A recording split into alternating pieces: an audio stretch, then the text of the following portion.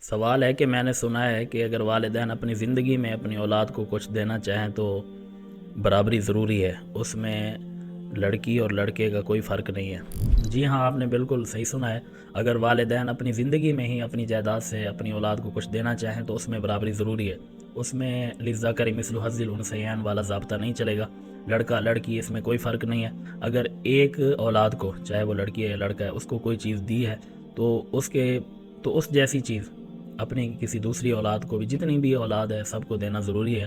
حدیث میں یہ بات ملتی ہے کہ ایک صحابی آپ صلی اللہ علیہ وسلم کے پاس حاضر ہوئے اور اپنے بیٹے کو لے کے آئے کہ میں نے اس کو یہ چیز دی ہے، ہبہ کیا ہے، اور آپ اس کے اوپر گواہ بن جائیں۔ تو آپ صلی اللہ علیہ وسلم نے فرمایا کہ باقی آپ کی اولاد ہے؟ اس نے کہا ہاں۔ آپ نے کہا ان کو بھی دیا ہے؟